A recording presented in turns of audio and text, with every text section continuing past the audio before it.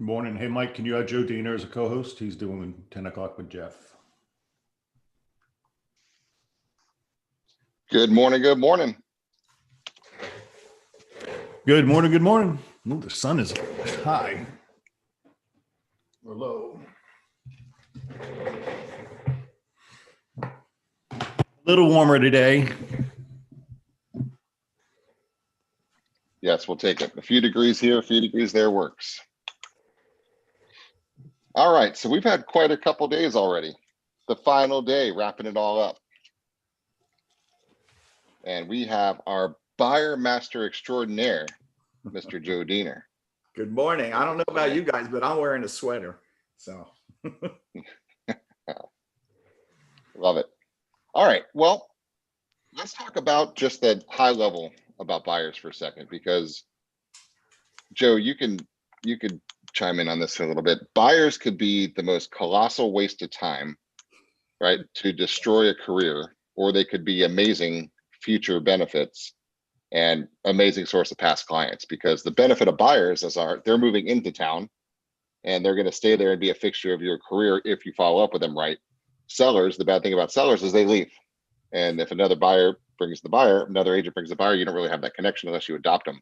So there's a lot of really good reasons to work with buyers. The problem is the buyer life cycle is so long, it could be disheartening to many, and they kind of crush some dreams and hopes along the way. So one of the things we want to talk about today is, should you bring them into your business? How do you bring them into the business? And what's the difference between a buyer and a looker? And how do you really know the difference? And when is somebody worth your time?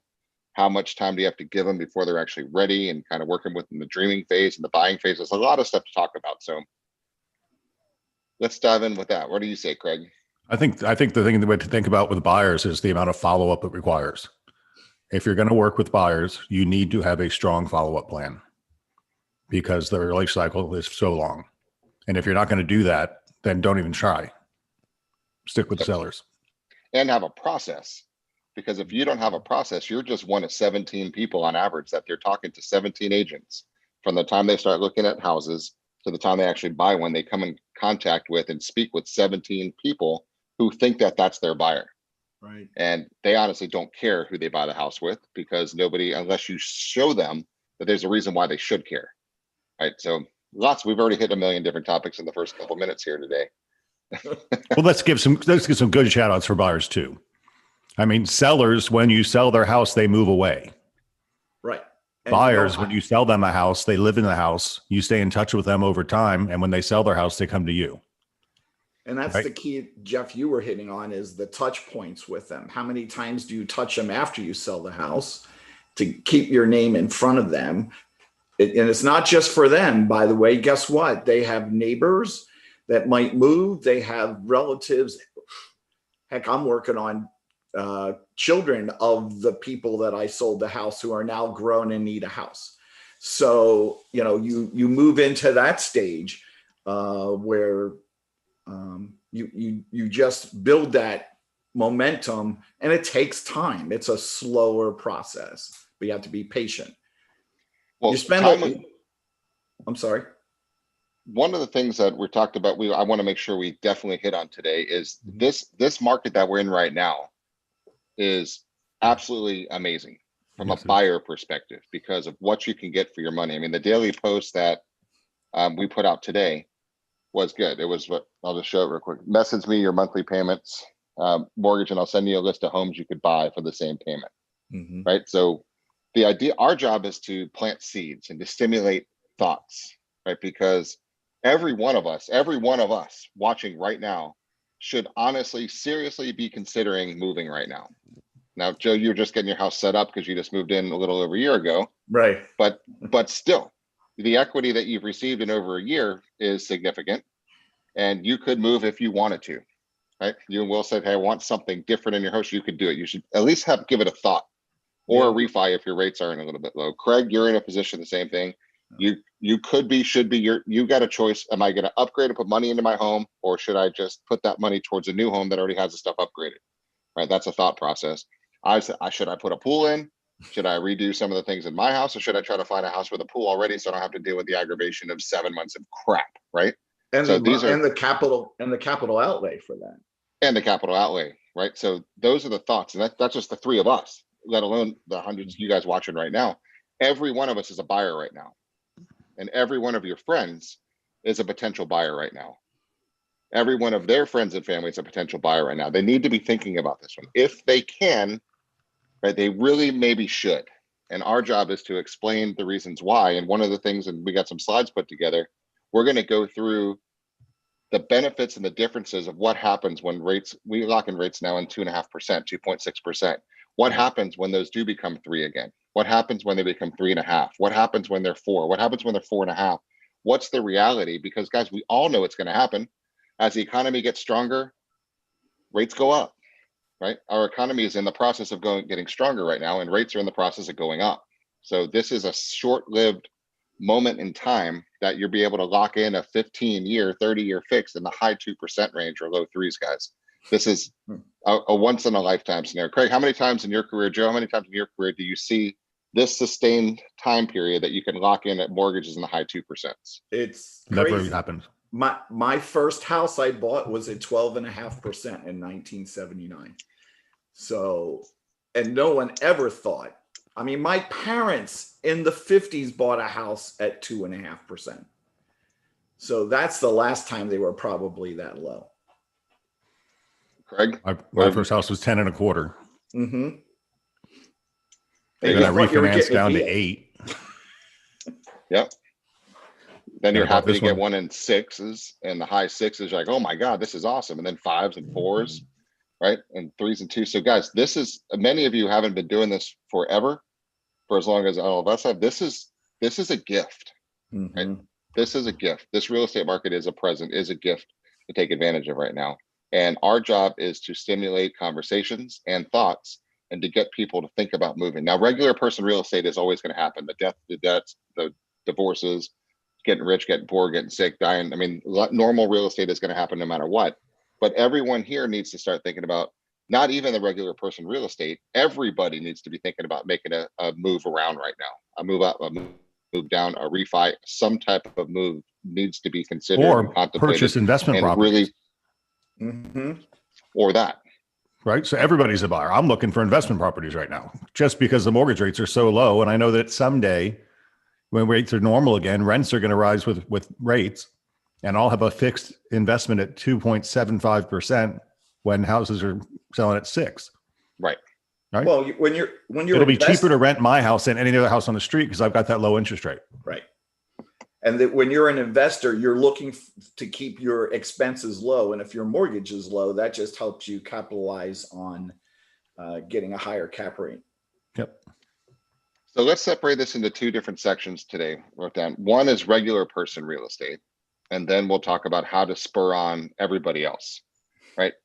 What should you do with your sphere right now to find out or to put a thought in their brain to do something with real estate? What do we do? You're going to use Facebook like it's a religion, talking about people buying, people selling, what you're doing. People may not engage you, but with everything you post, but they see what you post. Your friends see, and especially if I have one friend that buys, I certainly advertise that. Hey, my friend just bought this. I helped him into a new home. That's present. So that's the first thing you want to be doing. There's also something called the telephone that you can reach out and talk to people. I'm the old school guy here because I don't go on Facebook. But when I was doing real estate, it was called your sphere of influence, and you made calls to your sphere of influence every day, and you engaged in verbal communication with them. Right. And we've all gotten away from that, but that still works. Why are people not buying right now? I was talking to actually one of our agents and is married to a real good friend of mine. And they're looking at houses and they're frustrated because a really beautiful house came up again and they went to call to go look at it and it was already sold, right? And this is like the second or third time this has actually happened. And they're not the only ones, guys. This is happening to everybody right now because inventory shortage, there's so many people ready to pounce, and it's frustrating, right? When we go to perfect contracts and stuff later today, we'll get into some tactics, but you got to start thinking and calling out, because your sphere has friends, or they are themselves looking around. And if they hang out for more than 32 seconds, they miss out. So is it our duty to start talking to people? Let's call out the obvious and says, you need to be ready to pounce, right? This is not a joke. You need to pull me in. I'm your quarterback. I'm going to put the entire team together. So when that perfect house, we find it, we can jump on it and really leverage your position so you're even stronger, right? We need to talk about renovation loans. We need to start thinking about what's the neighborhood that you want. And then let's go into Remine and let's find who are the medium to high likely next sellers. If you really want that neighborhood, let's go find you a home. Right. But I will give you my time and energy, but you need to commit back to me to know that this is a two-way street here, right? If you're going to commit to me, I will commit to you. And if you want to live in Shady Groves, I will go find every potential seller in Shady Groves, because now I can say that I know you, I know your lender, I know your loan program, I know you've already been underwritten as a person. I know they have your tax returns, I know they have your bank statements, I know that you're serious. So I can go with my credibility and say, I'm not wasting your time. I've got a real person who loves this specific street. They've already seen, right? I know that this will be something that will work for them. Would you consider selling your home? Right. And now you can get a double-sider out of that deal. But it's by me going deep into getting a buyer to commit to being a buyer. Getting the buyer. And I got a couple comments coming in on that one real quick. Yeah. He says, Chuck says, I'm going into areas and asking people if they want to sell that aren't on the market yet, and to get a contract to list in my hand and have the buyer contract too. So you're the first one in. Great idea. Commission agreement, buyer contract, in that order. Right.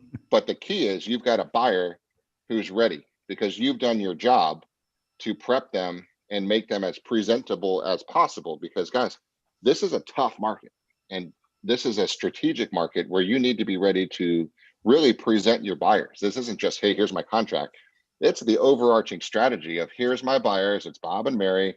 They've got 2 little kids. Here's their names. Here's what he does. Here's what she does. Here's why they're so nice. Here's why they love that tree in the front yard. Here's where they're going to make grandma's cookies. And, right. This is how this whole game is played right now. It's different. And then we got to be really strong with our pre-quals, be strong with our pre-approvals, be ready to knock out our loan approval periods, really make them smarter. So Jeff, you really hit the part of with the getting a loan approval rather than a pre-qual, because that's a much stronger thing to have for your buyer, so that they're going to have to take a little more time getting all the documents into the lender and everything. But to walk in with a pre-approval, or approval, is much stronger than a pre-approval that nothing has been done on that, especially if you're in multiple offers. I know we have. Joe, look, I look at it this way. I would consider myself a pretty experienced real estate person, right? 50,000 transactions. I've seen everything go right or wrong. Right. If I personally were I'm going to talk about selling a house first, sell my home, I would hire a home inspector. I would hire an AC inspector. I would do all the stuff Deb and Kat talked about yesterday with the certified pre-loved homes. If I was going to go buy a house, I'm going to go to a lender and get pre-qualified before I waste my time messing with it. So when I buy a house, I'll buy the house with no financing contingency. I'll know that well that I can buy the house. Well, let's dig deeper into myself, that. Why wouldn't I tell an agent to do that with their buyer? But let's go deeper with terminology on that one, because just getting a pre-qual is, hey, Wells Fargo, yep, this is how much I make. Okay, cool. Based on what you told me, here's your pre-qual. That's not what Craig's talking about. No, he's talking about, hey, how you doing, Mr. Lender? Here's my tax returns, pay stubs, tax returns, credit, pull my credit. Please, I don't care about the hit. I want to know what my real credit score is. I need you to take me to underwriting, make sure that I can qualify for that loan program, so there's no questions. I'll find the house later. I need to know what I'm approved for. What is my price range? Here's my equity. Here's my down payment. Here's my verification of my income. Here's my tax returns. Please give me something that says that I am credit worthy from your lending institution. Not maybe if the moon aligns properly, because I'm going to go in strong when I find my house and be able to check the box that says there is no financing contingency, because I'm that comfortable that you have checked me out and that your institution will give me a loan. Right. So Jeff, that sounds great, but we got a bunch of new agents that aren't that strong and confident yet. So how do we get them to deliver that message confidently to a buyer? Well, you have to show them when we go into perfect contracts later, we'll go deeper on it, but you've got to have that conversation. And I'll say, hey, Mr. Diener, this is the market we're in right now. We're going to lose unless we make you look the best that we can. Who's your lender? If you don't have one, I've got a few that I like to work with. I don't care. Whoever's going to have the best loan program for you is who we're going to use, right? And then we're going to get you the best loan program. I'm going to make you look smart because I have to make sure that if you're getting financing, that you're not at a detriment. Because typically, when I have to check a financing box, you're now weak. Because when it's a multiple offer and there's one that has a cash box check, they're better than you, even if everything else is the same, because you still have a question mark on your head. So if you want me to do the best job for you, I have to erase that question mark. The only way to erase that question mark is to go deep with you, with our team, and make sure that I understand what the lender's role is. And he knows you, he knows me, we're on a team, and I'm going to give him a whole checklist of things that I need from him. So I can make sure that when we find that perfect house, we can pounce it. I can go aggressive, I can go strong, and we can get the house. Let me caution you now, though. You don't play this game unless the buyer is strong. Yeah. Right? Because they lose their deposit when they take away that contingency. Right? And so this is your A+ buyers, not your B buyers that might have some FHA problems or something come along.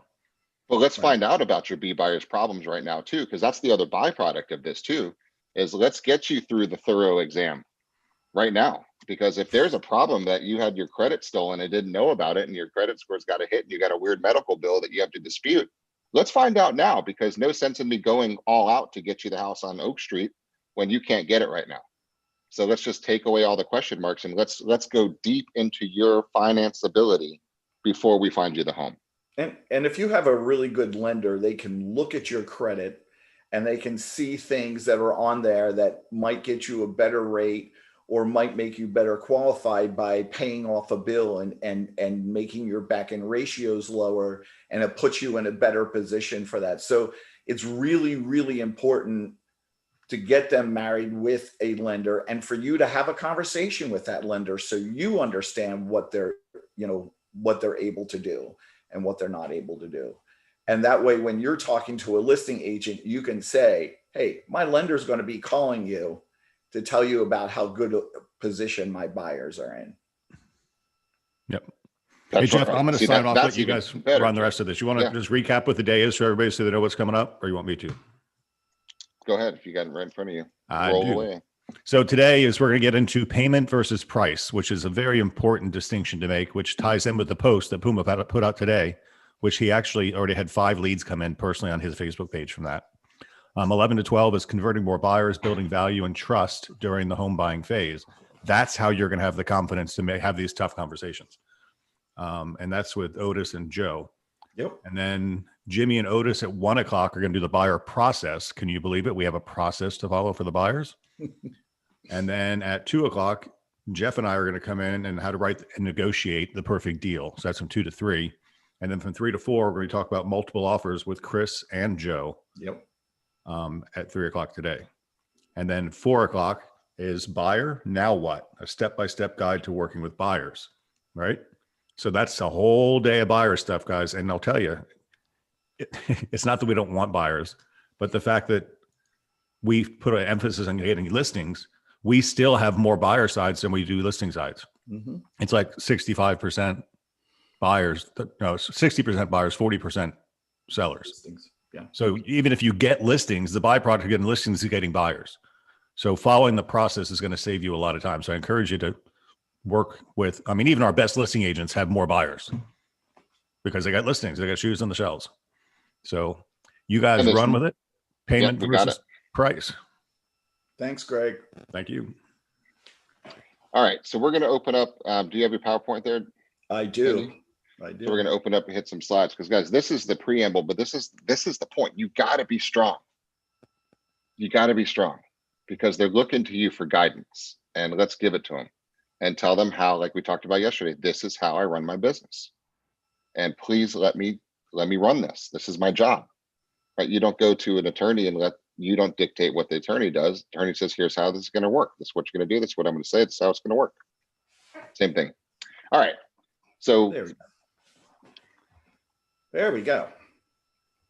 Let's roll. Talk about managing some expectations. Hey, we want to buy a house and we want to look at them this way and they're hiring us to be the expert, right? But I've found over the many years that I have been in sales, if you don't talk about the expectations with the buyers, like how we go about buying a house, how we need to get you pre-approved for a lender, that whole scenario of purchasing and how we go about it, setting that expectations. Not just that, what are your office hours? When are you available? Are you available at 10 o'clock at night for me to talk to? Or, is there, we all have families and family obligations. So we need to set that into motion. So, Hey, Joe, this is a delicate balance here that I want to hit on for a second, because here's the reality of it. Somebody is driving around and they have a thought in their mind that they want to move, right? This is how everything starts. Everything starts with a dream. Right. Now, let's remember that the buyer life cycle is about 18 to 24 months from the first glass of wine click on Zillow one night in between commercial breaks on whatever they're watching to the time they actually move is 18 to 24 months. And they come in contact with 17 agents during that process, right? And that's just the facts, guys. It's the facts.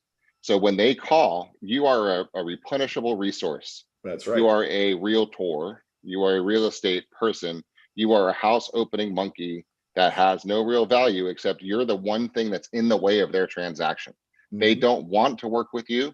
They would much rather be able to just walk in a house and look themselves. They don't want to be in your car. They don't want you breathing around them. They don't want to talk to you. They want to see the house on Oak Street. So unfortunately, when they click on Zillow and the lead comes to you, however it comes to you, and they want to see the house on Oak Street, they say, hey, how are you? I want to see the house on Oak Street. Can you get us in there today? We're done at work at 5. I want to see it around 5:30. Guys, this is just how it works. What do you do? Because you've got a choice now, because you're one of, what did we say, about 15,000 salespeople in your board.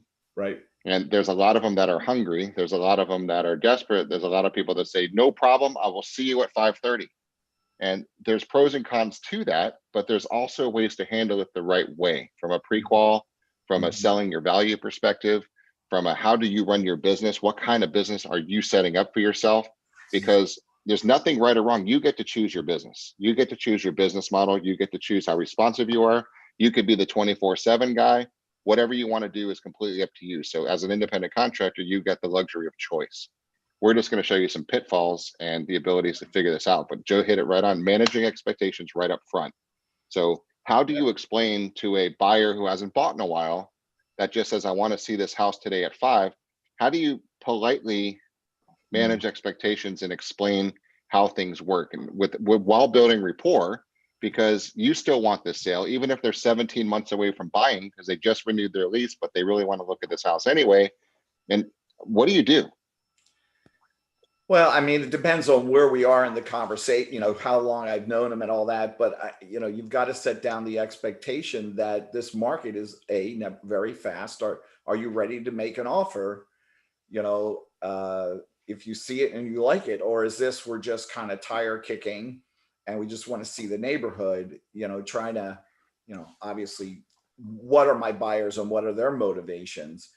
And, if I can show a house and it's reasonable and I can, look at the showing instructions, and that's setting down the expectation with them in the beginning, is not every house is able to be viewed in an hour. The sellers have instructions and requirements that we have to live by.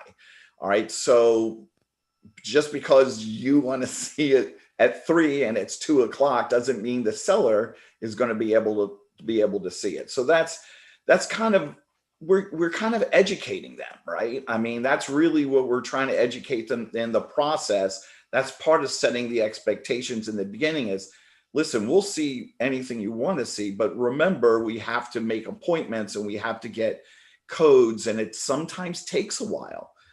Jeff, I've called an agent. It take me 2 hours to get confirmed back. That's right. Now, here's the opportunity here, because remember, from building from day one, the ultimate goal is, can I trust you? Are you good at what you do? And do you care about me? Now, that's tough, because do you care about them? You don't know them. They don't know you. There's not a lot of trust yet. And they don't know if you're good at what you do. They just assume you're a house opening guy. That's just what you do. So we have to get into sales mode, right? And start to say, so some of the great things that we're watching agents that are really converting well do is saying, great, that house on Oak Street, I'm more than happy to get you into that. I need to check with the showing availability with the seller. What was it about that house on Oak Street that you guys like? And now you start to take control, right? Because the person asking questions is the one that takes control. So that's who's in charge. So great. What was it about that home that you like best? What is it? Have you been to this neighborhood? Where do you live now? Are you renting? Are you buyer? What other the ones caught your attention? Is there anything else I could set up a showing for also? Right? Who are you working with as your lender, by the way? All right. This is when we get into the pre-qual. That's what you go into the step, but you got to take control in a nice way. Right. In essence, you're saying, look, I don't know if I can get you into that house yet. Let me figure it out. But before they say, okay, great, call me back when you know. No, because I'm really interviewing for the job to be your buyer's agent. Right. I'm going to convince you, right? And I'm going to interview you to see if I really think you fit my definition of a lead. If I think we can work well together, if you're serious, right? And by serious, I don't mean just buying this week. I'm totally fine working with somebody that's not ready to buy until their lease is up in August, right? Right. That's what we do, guys. We have a long tail incubation business that we follow up with people too. We don't always get the people that want to buy this weekend. Right. You're going to have 2 or 3 that are ready in December. You have 2 or 3 that are ready in January. You've got 6 that are, you think, coming in March. Right. That's how you build your pipeline. So this lead, this sign call, this person you met at Starbucks because they saw your name tag on your shirt was a big difference. So you've got to figure out, how do you capture them? How do you build that liability and that trust? And also balancing the fact, Jeff, that time is money, right? So you mentioned very good, a lot of things like the questions that, to ask them. They need some skin in the game with you too. It's not just about you opening the door and getting them in. It's, asking them some questions. Are they going to open up? Are they going to be easy to work with to get, if they're not going to, you can't establish rapport with them and get them to open up to you. They're not trusting you. They're just using the door opener thing. You're not adding value to the transaction. You don't bring value. You're a cog in the wheel. The means you're to not. Yes, your means to the end. The means to the end. Okay, so we're the expert. We got to try to do that. So we touched on the loan, the importance of loan pre-approval and I/approval and the difference. We sort of talked about that a little bit with Craig, right? I mean, there's a huge difference walking in with an offer with a pre-approval where they really haven't done much and a loan approval. And you mentioned the perfect offer, Jeff. And what has been your experience here with the pre-approval versus approval? It depends. Now, depends on how sharp your listing agent is. And so I'll just give you some good examples on this one. If you are my seller, you're going to be very happy because I'm going to grill the buyer's agent in a nice way, because I'm not, right? You could get everything done strongly and nicely at the same time. But I'm going to have this conversation and say, hey, Joe, who is the lender for your buyer? Well, I don't know. Well, find out, because I'm not going to advise my seller to take one of their largest assets in their life off the market until I know for sure that your buyer can buy this house. Right? I'm just not going to recommend that they do that. So this is what you should expect. And this is the talking points to have to your buyer and say, buyer, when we present an offer, if you ever get any kickback, say, I'm good. I've already talked to my lender over it. And, Wells Fargo, we're good. I bought several houses before. I'm not worried about my approval. I know you're not, and I don't doubt that you are. But the way that it's going right now, many times the listing agent and the seller is not even going to entertain our offer until I can show proof positive that there's not a financing contingency, there's not a financing issue, that question mark is off the table. Right. So that's our conversation. You have to stress the importance, guys, of getting it, because it's in their best interest, because nothing's worse. And Joe, I've done it, you've done it, got all of you watching have done it, submitting an offer and not getting it. Right. It's heartbreaking, especially when your buyers love the house and they got excited and they FaceTime their mom and their kids and their sister and like, oh my God, we're going to do Thanksgiving here. This is awesome. We put our offer in, fingers crossed. And then they don't get the house. Right. You should take that personally. Right. I did. Right. You should. And it's our fault. They trusted us to be able to get that property. So we're going to coach them on, this is the strong contract we need to write. part of the strongest part of this one is to remove the question mark of whether or not you have any money, right? So I have to talk to your lender. These are the questions I need to ask with them. They're part of my team, right? I got to have the tools to do my job the right way. Yeah. And it's really, and when we talk about loans, Jeff, it's really important to talk to loan officer, find out what program they're qualifying for. What is our conventional, is FHA, is it VA? Because looking at a home with a VA buyer is a little different than looking at a home with a conventional buyer or an FHA buyer. So Yep. you really need to learn that. Kat and Deb talked about that a little bit yesterday about FHA and VA. It's really important because, I have a VA buyer right now I'm working with, and he sent me a listing and he goes, I want to look at this. And I'm looking at the pictures. There's no stove, there's no refrigerator, there's no kitchen. All right. Right. I'm like, dude, you can't, this doesn't qualify for a VA loan. I'm sorry.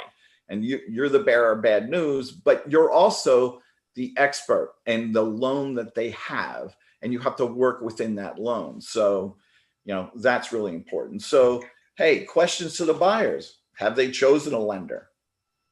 And if they haven't, let's get them to one of ours that, and not some big box lender who's out of state, who doesn't know what we do here. I won't mention any of them by name, but you all know who I mean. So, and what have they done? Are you working a lender? And how have they qualified you? Did you send them your taxes? Did you send them your bank statements? Because if they answer, oh, no, they didn't ask for any of that, then you've got some work, right? Did you make an application? Now, here's a good example, Joe. My son's in VPK, right? And so Right. I got to know his teacher, and his teacher's like, yeah, I see you're in real estate. And I said, yeah. She's like, I'm renting month to month. I'm thinking about buying a house, and I think I'd like to live around this area. Can you set me up on a search or something? I said, I wouldn't do that to you, right? Because that's like step 5. She goes, what do you mean? I said, here's step 1. Are you working with any lenders right now? No. I'm going to get you with a really good one that I trust, right? Who's going to have some good loan programs for you. And you're going to have a conversation with him, and you guys are going to chat it out. And he's going to figure out what the best loan program is, how much down payment you want, what your credit scores is. None of my business. But at the end of year 2's powwow, I'm going to have the tools to know what type of properties you want, right? Which ones work. You got to be careful with your terminology too. You say, hey, wow, I want to find out what you can afford. Right. Now, he's going to tell us what properties are best suited for the loan program he has for you, right? Which is a nice way of saying, I can't sell you a crappy house because you may not have the money to fix up that house. FHA won't work, VA might not work, conventional might work. I don't know. I don't care.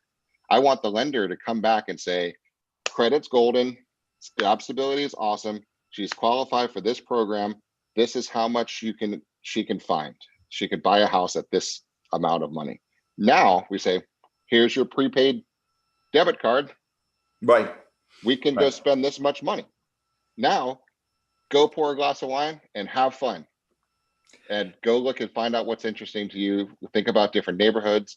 Go start playing, because my value comes after this. Okay. Mm-hmm. Once you figure out the neighborhoods, I got the one to figure out what neighborhood you want to live. I'm not the one living there. I don't care what neighborhood you're living in. I want you to find the neighborhood that's perfect for you. Now, my value comes in is narrowing down those to the best property for you, and then going to work as a badass contract negotiator, as the person to get you the best price, to make sure you get the house, to make sure you get it at the best price and terms, to manage that transaction, make sure you have the best experience in the world. Right. And the sellers pay me for the privilege of going to beat them up on your behalf. And she's like, whoa, I never knew all of that. Well, that's why. That's what we do.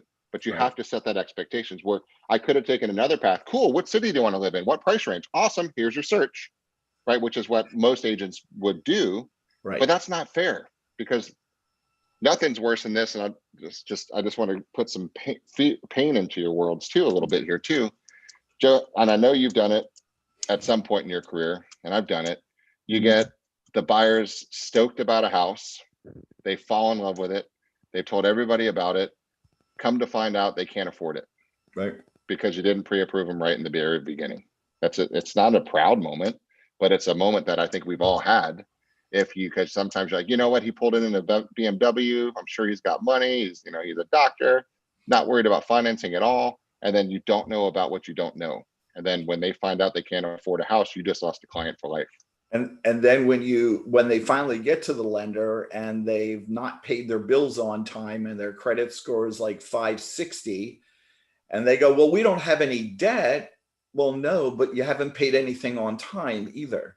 So, there's a lot to it. And that's why I say we're the expert. We got to walk them through it. We do it 30, 40 times a year. They do it maybe 3 times in a lifetime, so we really have to, help them along with that. So Right. the other question here is, do they have closing costs saved? Because that's in this market right now, if you're going in with a buyer who needs all their closing costs, that's tough. just really hard. Yeah, it's not happening. We've got 1 month inventory in Hillsborough County right now. We should have 6 for a normal market, right? Yep. So imagine presenting a contract that has a normal loan approval period of 30 days and is asking for money down because they don't have enough money. If you're a seller and you've got 3 other offers sitting on your kitchen table, that one is going directly into the trash can. Right.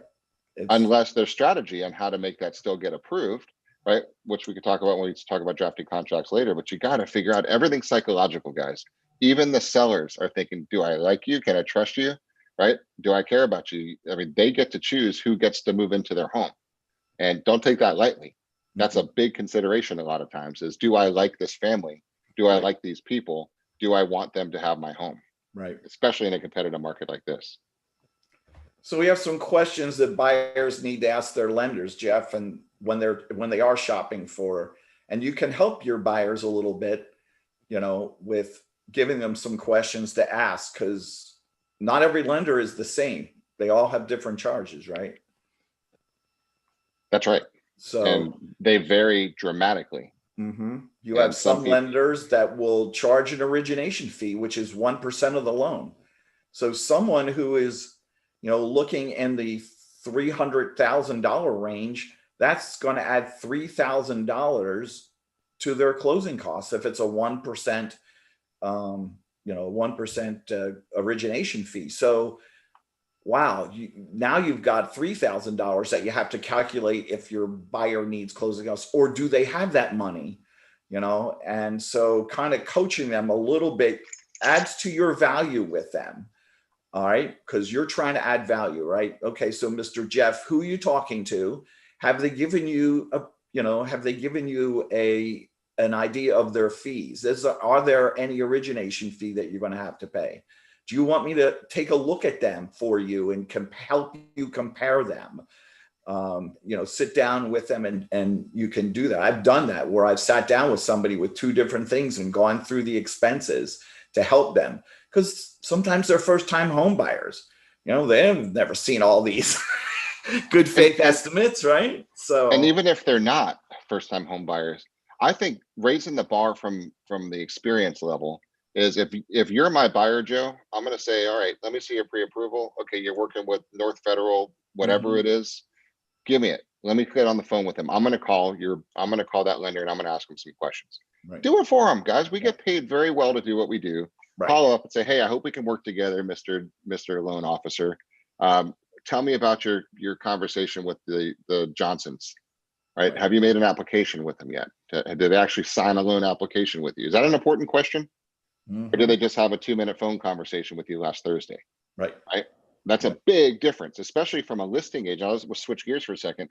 Sure. If I'm a listing agent and you brought me a buyer contract offer and I have a pre-approval, if you don't think I'm calling that lender, you're out of your mind. And my first question to that lender is, hey, I'm looking at an offer on 123 Any Street from the Johansons, and they have you down as their lender. Couple questions. When's the last time you spoke with them? Have they made formal application with you? Have they paid their application fee? Right? Have you pulled their credit? Have you seen their pay stubs? Have you verified their employment? Where are you in this process? Because I'm not going to tell my seller to accept this offer, right? This is just me talking to myself. If you can't answer those questions, if you haven't even started the loan application, why would I do that? Come back when you're ready. Maybe the house will still be here.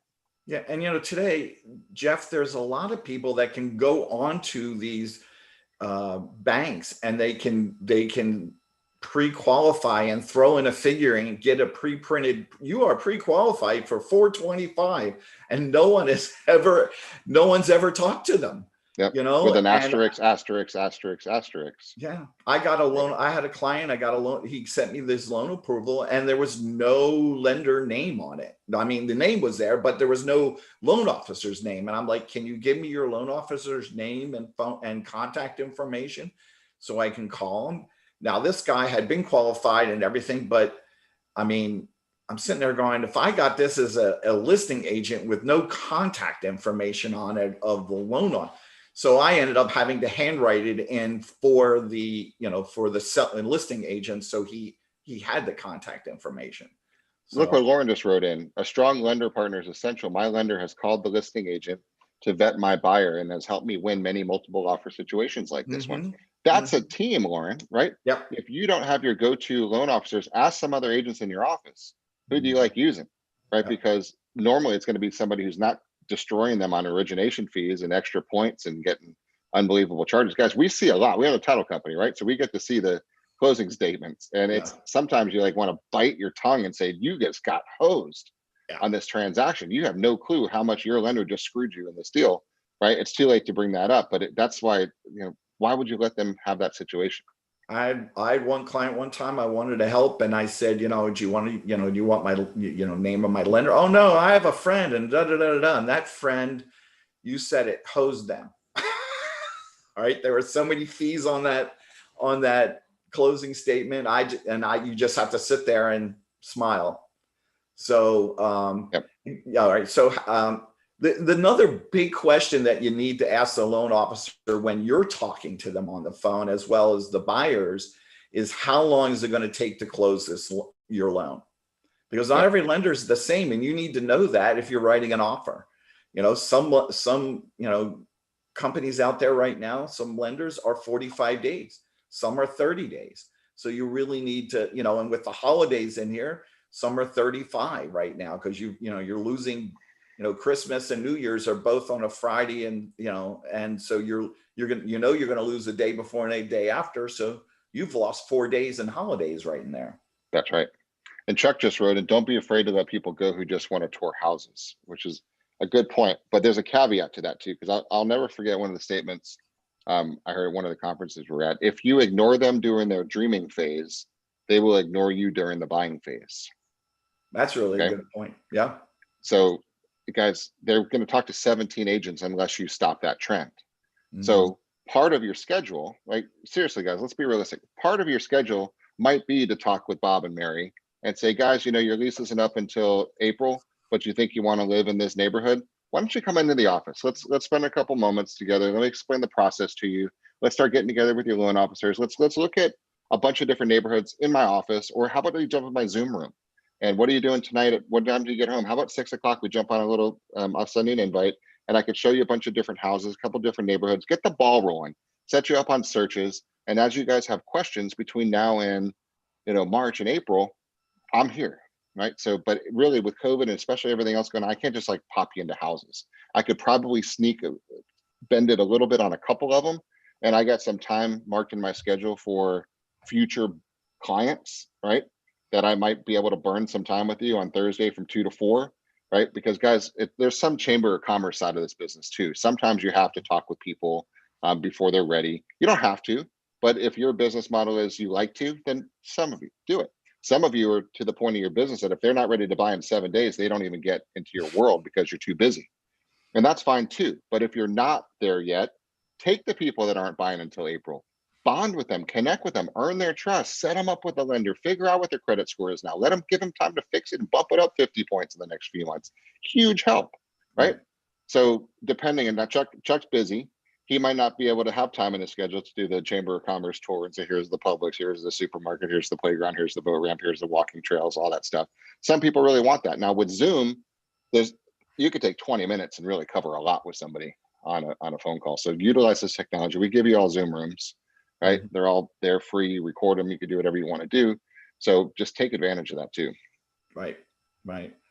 And then, if you're meeting a client and they've not gone through the loan process, this last point, what documents do I need to provide the lender? I mean, there's a multitude of documents, but they need to understand they're going to have to go find the last 2 years of their tax returns. Now, today it's easy because a lot of that is electronic, right? But Yep.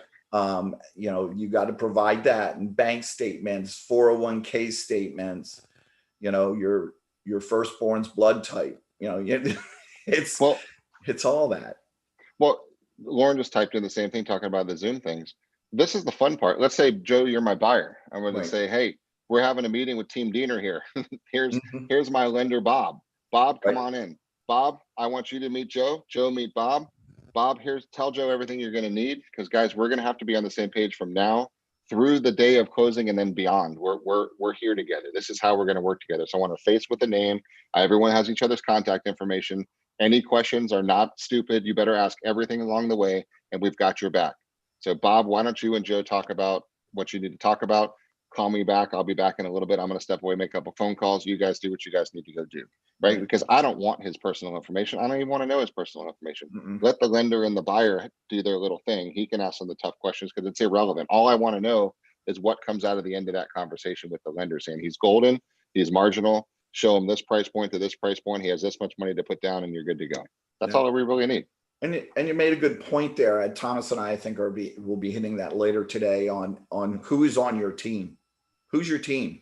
You know, because you have to have a team of people, you know, for both buyer and seller side. What inspectors do you have that you can recommend? What lender, you know, what title companies, what lenders, what, you know, and you know, some lenders are better at certain things than others, and you have to know that. And the same way with inspectors. I have several inspectors, and I know if I'm selling a rehab, then I'll use one particular one as opposed to another one, just because of their efficiencies, right? That's right. Let's go into this one for a while. Yeah. Say that. Let's go into this slide here is what I wanted to say. Yep. Okay. Payment versus price. Wow, this is incredible, right? Our rates are so low right now. So what is important? How much do I borrow, or what is a pay? What's important? Is it the payment, or is it how much? And they're both connected, right, Jeff? Absolutely. And one's more relevant sometimes and one's more relevant other times. Right now, guys, you have to say, I'm not spending more than $350 on a house. Well, then let's talk about something, because people never change their mind. They make new decisions based on new information. Right. So a guy in his brain, I'm not spending over $350. Why? Because his dad told him that he needed to pick a price point and don't go over it. Right. So he's never going to destroy that thought because it's stuck in his brain. And if you try to shred that, you're now insulting his family. Right. So you just blew the whole deal. But people will make new decisions based on new information. So the conversation is, Mr. Diener, I understand you want to stay around 350. What's the reason for you saying that? Is it about the price that you want to stick around, their monthly payments, or is it something about that magic number? Tell me more about that. Right. And then listen to understand what they're talking about and say, let's go through an example, because a 350 at 4%, or let's use 300,000 just as it goes along with the slide. Right. $300,000 house at 4% interest is a very different scenario than a $300,000 price at 2.5% interest. Right? Yeah, it's about $250 a month there, which is huge from a qualification. Because how do loan officers qualify you, Joe? What do they? Well, they look at your income and they look at your monthly outlay, and they determine what a monthly outlay is going to be. So they look at monthly payment. They don't look at an amount, right? They look at what you can afford on a monthly basis. Because you have a ratio that you have to fit to check a box, so their lender underwriting team will approve your loan. And you cannot spend over X dollars per month. That's just it. That is your top line approval. Right. And Jeff, if I went and got my loan approval in January when the rates were 3.5%, and I'm still walking around with that piece of paper, you know, that's kind of meaningless when the rates are now 2.5 or 2, you know, or 3%. You know, that's a huge difference in a payment on a $300,000 loan. So it's really important to know with that, what's fixed in their head is that's fixed in their head from January when they originally start talking to the loan officer. It's now November. Okay. Yep. And by the way, the house that was $300,000 in January is now 325. But Right. does that matter? It doesn't matter because I've got more buying power now. Right. So my buying power at 3.5% and 2.5% is two different things. And it's, that $150 or $200 is a lot of money when it comes to a monthly payment. It is. And guys, our job has to become the voice of reason a lot of times. So we have to say, okay, I understand you don't want to pay $375 for that house because you feel like it's only worth $340. Get price out of your mind. Okay. Mhm. You're buying payment. You're buying payment, not price. And no one's going to let you overpay because the bank is going to step in. The biggest fear buyers have is they're going to overpay for a house. It's impossible to overpay for a house with a mortgage because Right. the lender is going to force what? The appraisal. Appraisal. Yep. And the appraisal is not going to allow you to overpay. I don't care if you tell the seller you're willing to pay $285. The bank doesn't appraise it for more than $270. You're not paying $285, right? You have protections in place there. So get the fear out and say it's not price. It's what payment you can afford. If you're comfortable with $1,650 a month, then you don't care what the house costs. We're just going to make sure that it's under $1,650 a month, which now, according to your approval, allows us to start looking up into the 340 range. Right. So stop getting fixed on 300,000. That was where that was your ceiling back when rates were 4.5%. But now I can get you locked. Your lender said he can get you locked at 2.75%. That now means you can afford up to 260. Right? That's the conversation we need to be having. Yeah. And I pick up the phone, Jeff, to you, and I say, I want to buy a house, and I'm really looking up in Wesley Chapel, and there's a couple developments up there I really want to be in. And on the back of your head, their CDD fees are $3,000 a year or $2,500 a year. And so when you're having a conversation with that loan officer, you got to see how tight they are with their loan approval, because that couple $100 a month in a CDD may push them out of being able to afford that development. So that's why it's really important to talk to that loan officer after you know where they want to look, because you get, if you have to pay $250 a month in a CDD, well, that's a lot of buying power that you're losing. And flood insurance.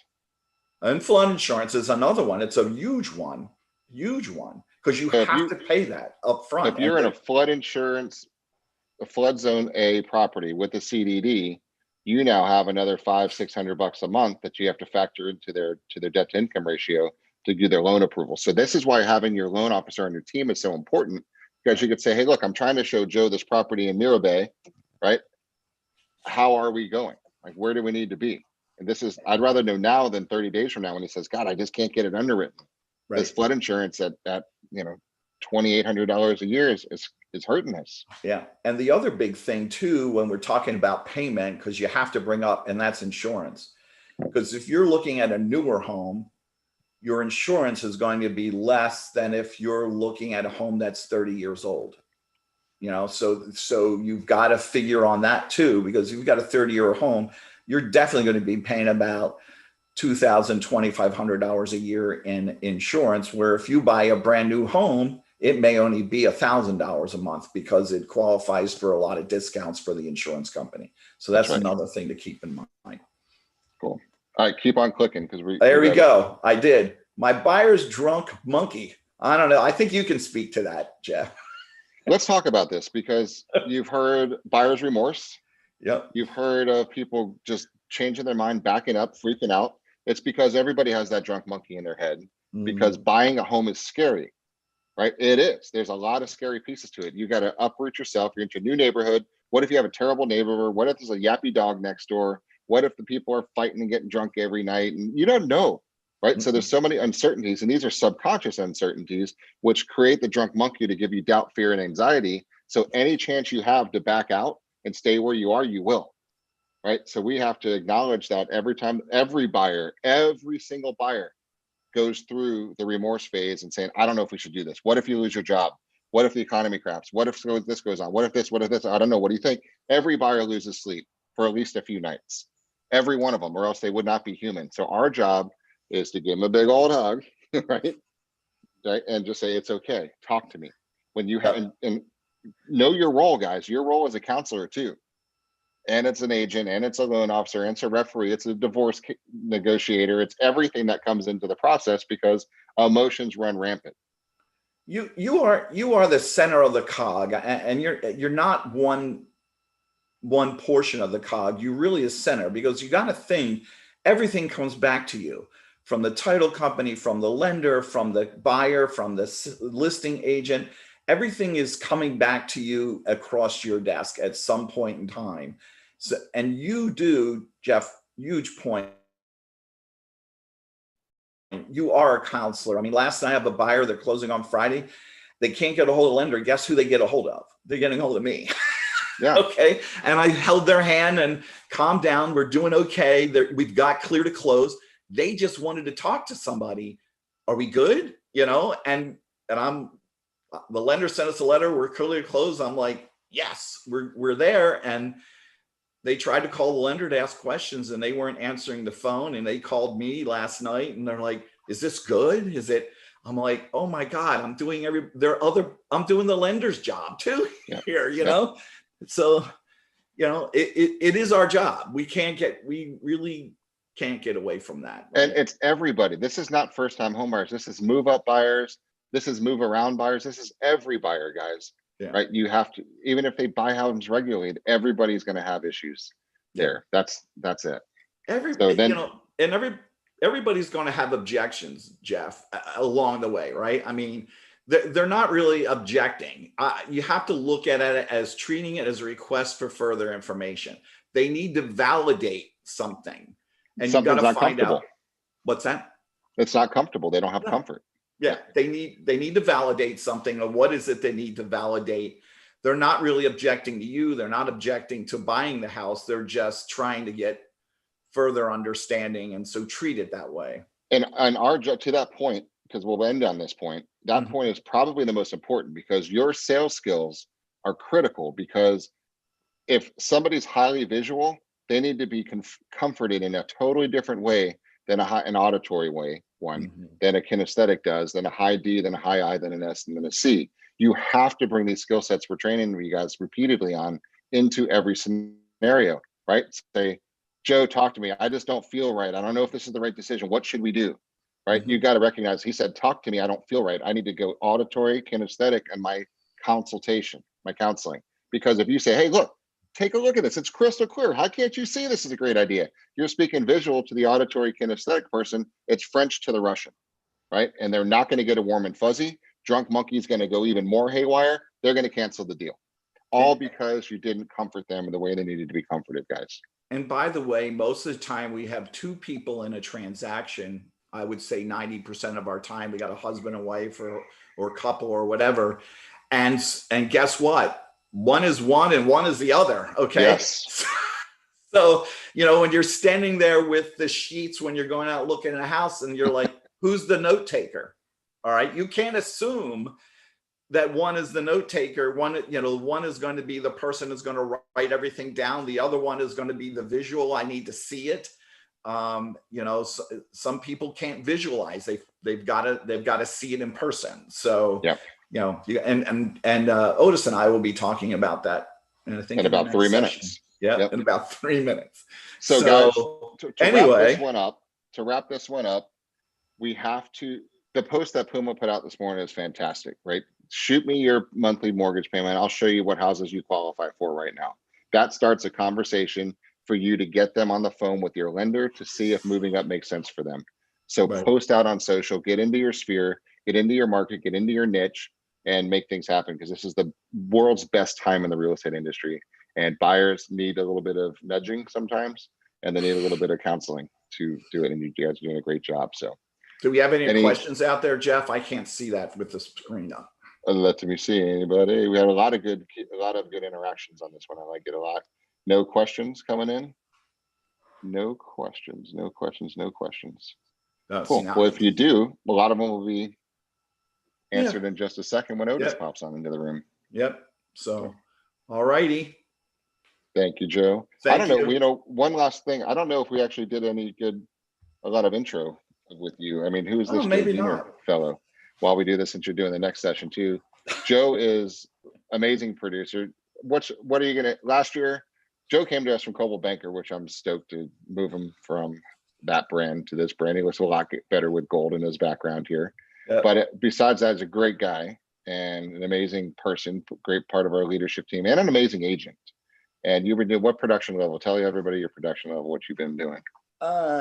This year will be somewhere between 12 and 13, I think. And last plus, year, plus yeah.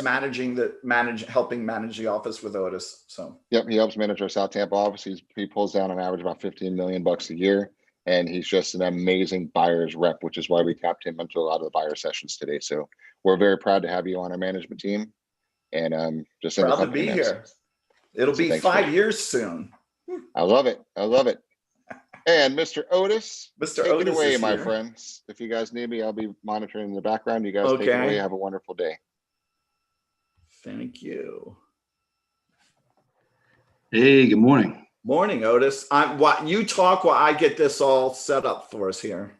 You got it. So, welcome aboard. I caught the tail end of this, so I got a little bit of your intro. But what Jeff forgot to say is you're the Pete Rose of the company. You're the player manager. That's a top producer. He did say you're a top producer, but yeah, also you have some gold that you can give to some of our agents, which is why we have you where you are. And so, but my hats are always off to Joe Diener.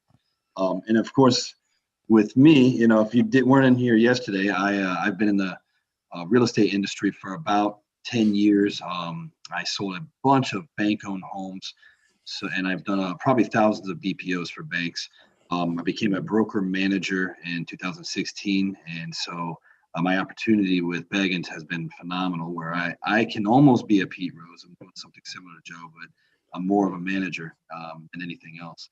Well, Otis brings us a lot of experience. I know I've been doing this I've been doing sales since 1979. No one count the years. All right. They're not allowed to. And then, and I got into real estate in 2003. So it's finishing up 17 years in real estate. So it became my second career. Like many of you that are listening, it's not your first stab at a career. It's a second one. Yeah. And it comes with a lot of,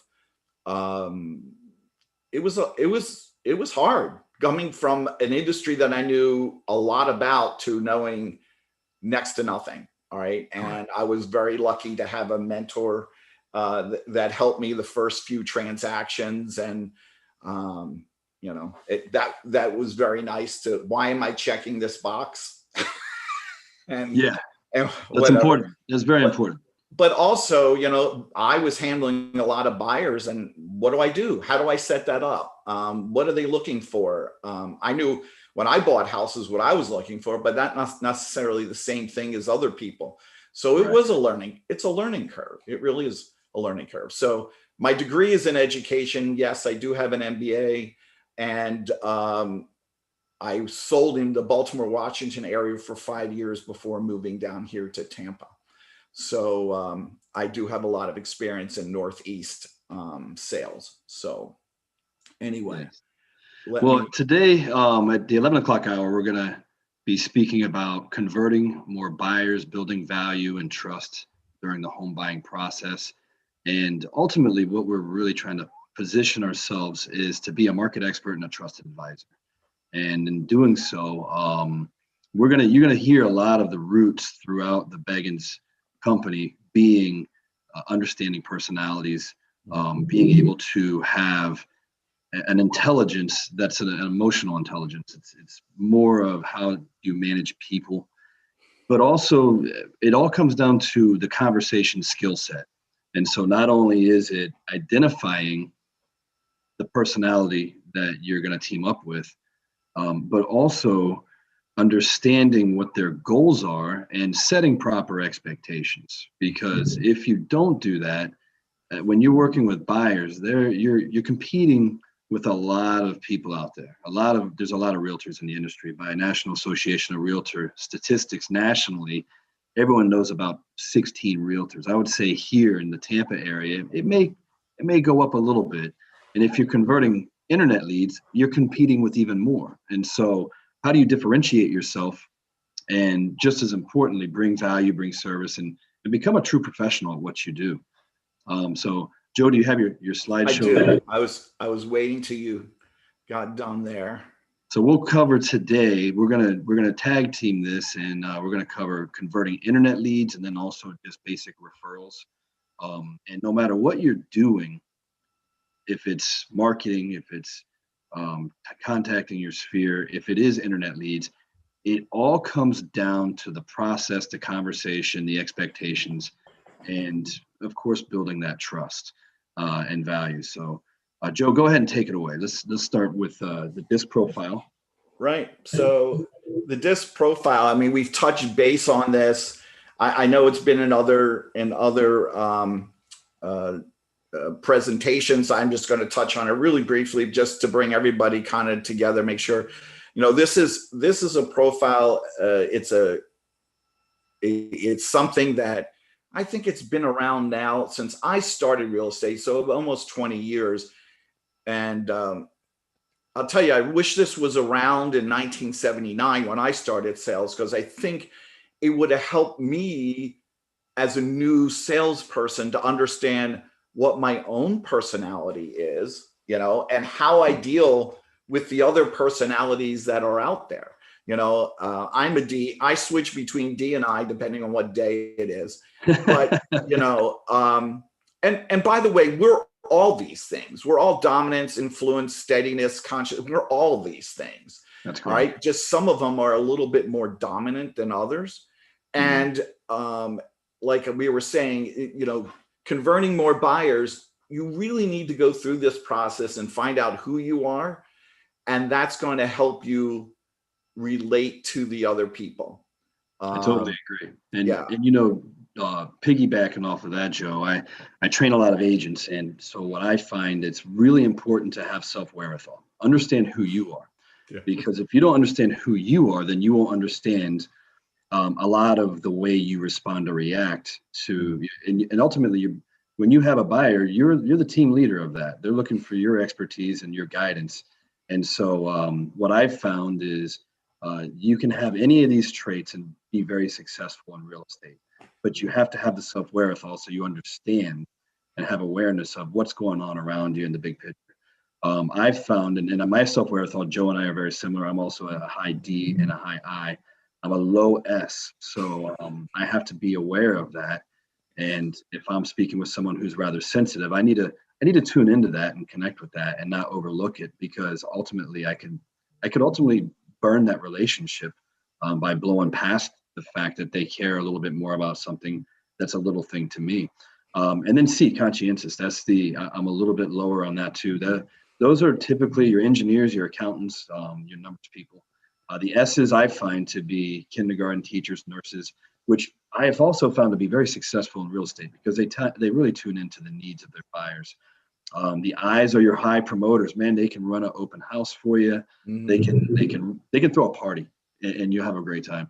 And then the domineering ones, the dominants, those are your coaches, your generals, your guys that there's a low percentage of those. And what I find with them is if you identify a D, understand that they're going to have a short attention span for the details. They want to get the big picture and they want to get to the end of it, where the C is the exact opposite. Now, if you give me the Reader's Digest version, will you? Yeah, I'm sorry. So anyhow, moving forward, you have to identify what you're dealing with, and so that way you can navigate it. You and I are both high D and low S, and I will ask you how you feel and how your weekend is, but I really don't care. So no, I'm just kidding. You have to, we're all of these things, but sometimes you have to do a little bit better. VAK, which is your visual, auditory, and kinesthetic, they're learning styles, but they're also a way in which people absorb information. Is essentially, it's how they learn and how they absorb that information. There are these three modalities is what they're called, is on how the brain receives and learns. And usually one or two of those are more dominant. So some people like when you're out showing property, I print out the the listings that we're going to go see. One of them's taking notes, the other one's looking at something else, and I usually print 2 copies so I can give them to each, because that way they each feel part of the what we're doing, right? But That's right.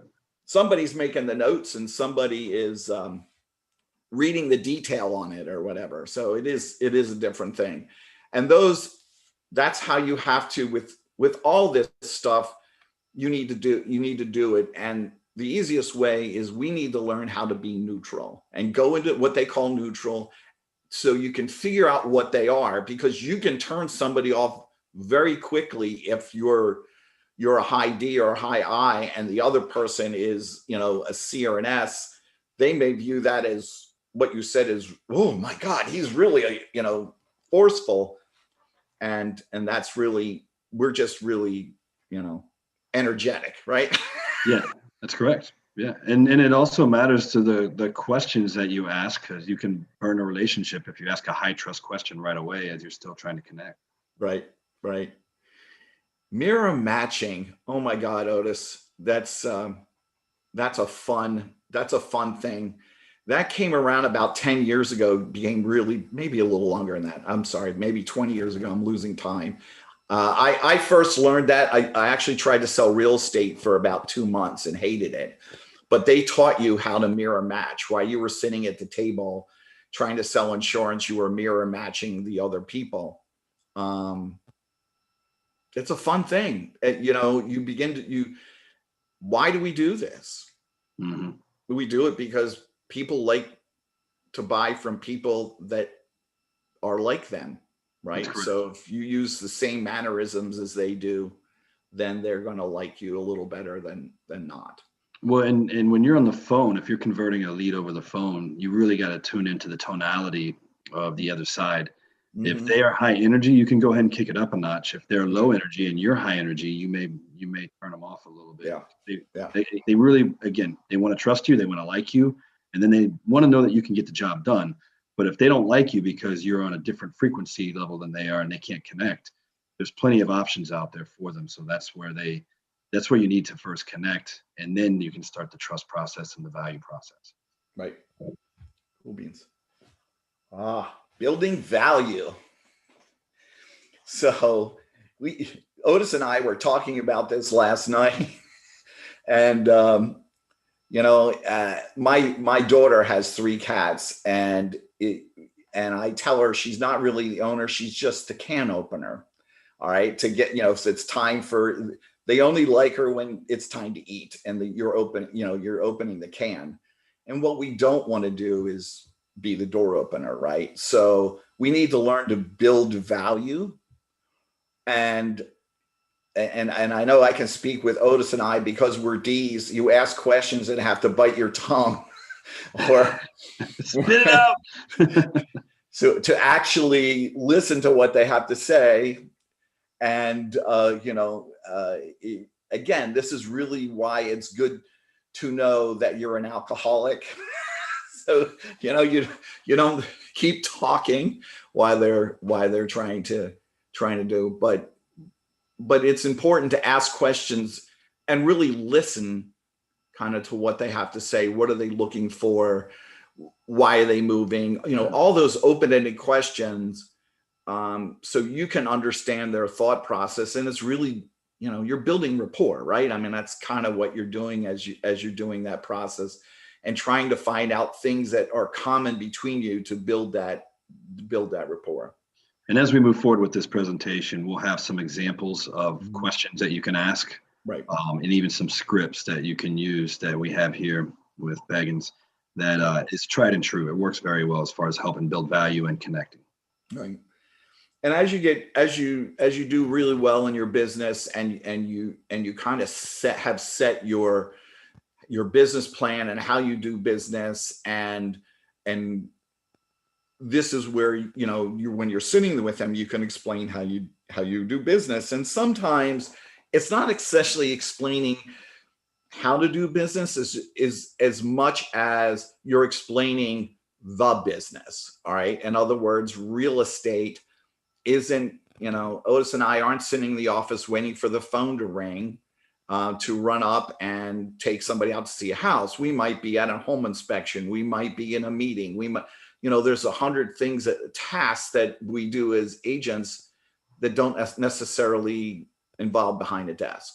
So setting that expectation of how quickly we can get into a home, how we do our business. I always tell people I'm going to answer the phone unless I'm with a client or asleep. All right. I will answer the phone.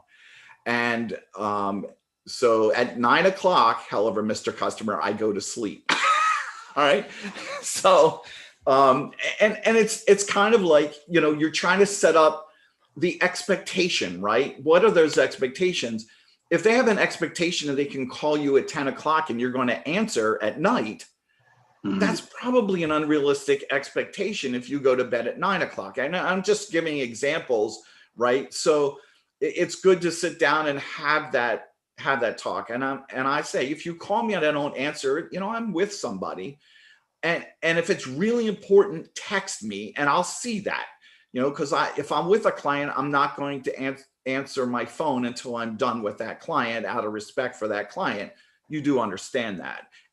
And that's getting their buy-in and getting them to understand that when I'm with you, I'm not going to answer my phone either. My attention is with you during that time. And I think it's important also, Joe, to make sure you get the expectations on how they best communicate as well, so that you're not overthinking a situation that's not even there. They may communicate differently, so you have to, again, mirror match, and you have to communicate on their level and on the way they want to communicate, because ultimately you are still creating the connection. You are the one that's the denominator builder as far as how you're going to communicate. And then, of course, other expectations would be dancing with Murphy's Law. When you're scheduling showings and you're in between appointments and so forth, just as Joe said, that's about the time they're going to call you. And so we want to make sure they understand that they're, you will get back to them as soon as possible. There's several forms of communication, of course. And then when you're scheduling appointments with them, what I found as being a buyer's agent, and I say dancing with Murphy's Law, when you're out with a client, you have another client that calls and says, hey, I want to see this house as quickly as possible. And when can I get in there? And you do what you can to drop everything for your afternoon and schedule after your first set of showings. Give yourself a little bit of a window if you're driving across town to meet them. If they can see it at 3, say you'll be there between 3 and 3:15, because if you don't, Murphy's Law will make sure that there's a car in front of you that makes you late. Murphy's Law will make sure that there's something that will impede the process that makes you late. But if you give yourself a window, then you'll always find yourself within that window and the expectations were met. They're not seeing you as someone who doesn't take their time serious. Right. And then, and communication is generational, Otis. It really is. And earlier in the day here, Craig mentioned we were talking about contacting with customers, and I was talking about Facebook, and he was like, I'm picking up the phone. And he's right. All right. Because when I'm talking with a client, I would much rather pick up the phone and explain something and go over. If you have somebody in the 20s and 30s, they're much better. They'll text you, because they're at work and they're thinking about it and they're texting you, and so it is generational. And sometimes they ask you a question that would take you 10 minutes to text back. And you have to be honest, that's a really detailed question, and I would like to answer it thoroughly. So when you have an opportunity, let's talk, because it's more than a 1 or 2 word answer, so that's, and you have to be, I think when they realize you're honest and sincere with them, they get a good, comfortable feel for you and your communication. And I'm never embarrassed if someone calls me and I'm finishing up an inspection. I'll say, hey, Otis, I'm so glad you called. I'm just finishing up an inspection here and I'm heading back to the office. How can I help you? And they might and I'm like, super. Do you mind if I'm going to be, another 30 minutes to get back to the office. Can I look that up when I get back there and give you a call? And as long as you ask permission and set a time frame, I'm setting the expectation that they're going to get a call within an hour or so, however you set it up, so that they get an answer. If they're okay with having a conversation while you're driving, if it's not something you need to look up, by all means, you and I do a lot of windshield conversations, and it certainly is good to do that. But yeah. And one other thing I found very helpful is setting the expectations of the process ahead. We're in real estate, and I always let them know there is no instant gratification. There will always be a speed bump somewhere along the way. And any tough conversation will always be with respect and with dignity and so forth. The way in professionalism, the way I see it is if those expectations aren't set at the beginning, then you may get some personalities that feel that they have to raise their voice and so forth. And that's not acceptable. But at the same time, if you set the tone from the very beginning, we're going to be respectful, we're going to be professional. There will be a bump on the road, and sooner or later, we're going to handle that. We'd rather get in front of it and nip a problem in the bud than not have the conversation, have the wrong expectations, and then at the end, everyone's disappointed. And what I found is I personally would go over, all right, here's our worst case scenario. And then here's what to expect with the contract. You have those are three things that protect you: the inspection, contingency, financing, appraisal. And then if there's any other contingencies, we'll discuss that. With that said, what happens if something does go wrong? So we go through that, we have the conversation up front. And so the lesser of the evils is they know what they're getting themselves into. The greater of the evils is the unknown. What am I getting myself into? And when you lay out the expectations and just let them know, yeah, we're probably going to have a bump on the road, it's so much easier for them to move forward, understanding, hey, I have a guy that I'm working with that he already knows we may have a bump on the road. And if that's the case, this is how it's going to be handled. It's discussed, and then we can move forward. And then if it does happen to be a bump on the road, we already had that conversation. And as they go through the process, it's so much easier. It's already naturally a high anxiety time when you're buying a house. And I find they want to make sure that their investment is good. They want to make sure that they're making good decisions along the way. And they want to make sure that they're informed. And that's our job to do that for them. So that way the process is a little bit easier for them. And we minimize the anxiety as best as possible. The one thing to remember, and that's we're in a very transient state. We have people that move within the state, but we're getting many more people that are moving from out of state. I call it from away, right? And they're moving in. And what we don't realize is real estate in other states is very different than Florida. It's not the same. When I sold in Maryland, it was different than when I moved here. There's different things you have to do. If you're in North Carolina, you're giving a non-refundable deposit when you put down a deposit on the house, and then you have escrows, and escrows are due after inspection. Here they're due before. So we have to assume, and this is what I assume, regardless of whether they bought a house or not, I am going to communicate with them and verbally how we buy a house. And then I'm going to communicate with them written in an email. Mm-hmm. It was really great. This is here's my bio, a little bit about me. I'm not going to bore you. And then this is how we go about buying a house in Tampa, Florida. And it goes through the, we get loan approved, we get approved, and it goes down all the steps that Thomas and I are going to be talking about at 4:00. That was the plug for the 4:00 show. So, but the reality is you have to, even if someone bought a house 10 years ago, Otis, it's entirely different today. Yeah. With the loan process and everything. So you just really have to assume that you're working with somebody on a first time basis. And I just preface it like, listen, I'm going to send you an email. It's a little bit of bio about me, but it's how the process is. And then we're going to pick up the phone and we're going to talk about it to make sure, that we're all on the same page, because I want you to feel very comfortable in the process and how we go about buying your next home. So it's always all about them, a little bit about me, saying, it saves me some time if I can send it to you and you can read it, and then we can talk about it. It kind of, but it really is all about them. And you know, the building this value of yourself is not an easy thing to somebody that's never met you. So if they live in the area, try to meet them, try to get them in the office to do a buyer consultation, right?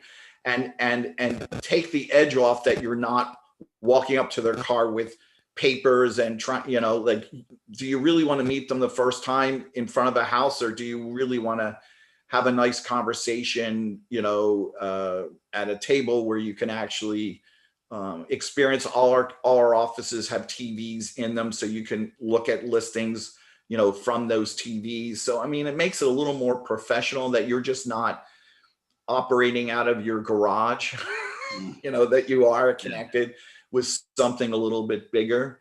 And your value is your experience and the experience of your team behind you. And we have a huge team, and Craig and Jeff have, I won't reiterate what they've said because they've built, you know, they've communicated that really well. So again, that process, and by the way, you're not going to relate to everybody. You're not, sometimes there have been people I've met that I'm like, I don't want to meet you again. You know, as you get more experience, you just gotta know that sometimes you're not going to mesh, and maybe you need to get one of your colleagues who think they would mesh a little better than them and refer them to them. I mean, it really depends. I mean, if I have a colleague who's looking up here in Lutz, and then all of a sudden wants to look in Parrish or Sarasota, you know, I'm going to call Kat and get somebody to help them down there, because I don't know Sarasota. You know, I know where the mall is, and Kat is Kathleen Long, our managing broker down in Sarasota. Yes, thank you. She was on yesterday. So yeah, so that's kind of important there. Did you want to add anything to communication before I flip the slide here? No, well, I did want to add one thing. It's a tricky thing there, trying to get someone in the office if you're dealing with internet leads, because sometimes they're looking for instant gratification, and you've got to get in front of them as quickly as you can, because you're competing with other agents calling them. So in those scenarios, do your best. If it is one of those scenarios where you have to meet them at the home, do what you can to do a little bit of background on them before you go meet them for safety reasons. And we have to be real with ourselves. I mean, at the end of the day, they'll know way more about you than you will about them. It's easy to find information out on us. We put ourselves out there. We market ourselves. We are our own business. Right. And we have to be honest, there are some bad guys out there. That said, if you do meet someone and you need to connect with them on the fly, make sure you're reading, go back into the, what we teach and hammer with the disc profile. Read their body language, go into mirroring them, have some good questions. Understand if you do have to meet someone at the house, try to get there early so you can open up the house and you can kind of get an idea of what's going on with the flow of the house before you go in there. And then make sure you're looking around and you're aware, have some street smarts. Make sure you don't turn your back to someone you just met. And I'm not trying to scare anyone. I'm just saying, hey, if we're going to be converting if we're going to be converting internet leads, we also have to look at the bigger picture also being a little bit. You always have to tell somebody where you're going to be, tell somebody that I have a client at this address. I don't care if you email one of us and say, hey, if you don't have a significant other or mother or someone to tell, hey, email us. Hey, I have an appointment at 122 Main Street at 2. All right. Yeah. So, that just so we know that you're okay and all that good stuff. But by all means, get in front of them, because if you get in and can build that rapport with them at the house, then you can say, hey, let's go. You want to go down to, to a Starbucks and get a coffee and let's talk about things, build rapport. I mean, hey, isn't that what Starbucks is for? Coffee and talk. Yeah. Right. So.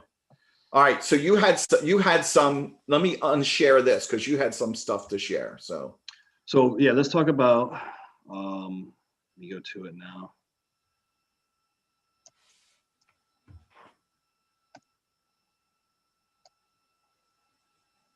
Okay, here we go. What I am trying to share here. First things first, we're going to go into just buyer questions. Before we do that, let's look at some questions that we got here, because when I'm on full screen, I can't see that. So, Okay. okay, I'm trying to figure out what if anybody has done this session or not. I've got 2 sessions up here. All righty.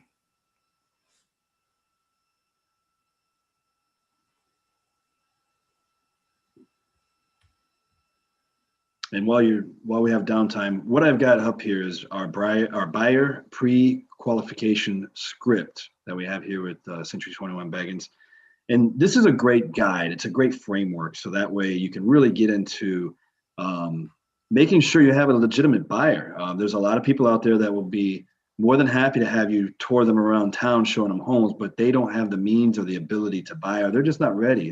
And so we got to get to the end of that as well. So what you'll find here is it's a framework to start yourself out. But if you're new to the industry, it really comes down to the conversation.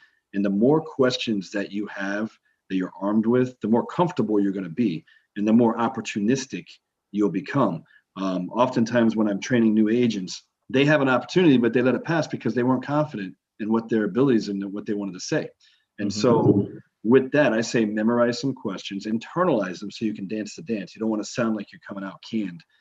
But at the end of the day, scripts and questions are important to put into your toolkit, if you will. So what you'll see here, pre-qualification script, and it's talking about, do they have a pre-approval and do they know what their buying power is? Now, this is pretty important because now you're starting to ask questions that will bring value. And if if they don't know, you have people they can speak with. You have, and I highly recommend that you team up with and watch our shows and so forth. We have some mortgage people with some fantastic products that you should really understand, because the next thing in bringing value is understanding mortgage products. And if they're looking for a fixer-upper, well, now you know that they're going to have to get either an FHA 203K, which is a rehab loan, and now there's some conventional loans that are rehab loans, and there's even some for investors that are as low as 15% down. Understanding those products is going to bring value, because that's where they begin to allow you to guide them down that process. And then from there, locking them in, you'll see here, it's a lifestyle profile.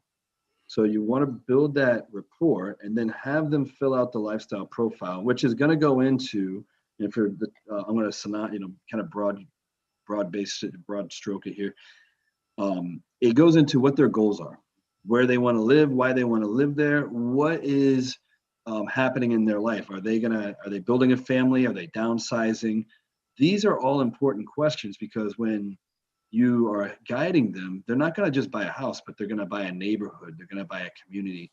They're buying a lifestyle. The house is the product that they're going to stay in, but ultimately they're looking for a lifestyle. So I've had senior citizens that are looking for an over 55 active community.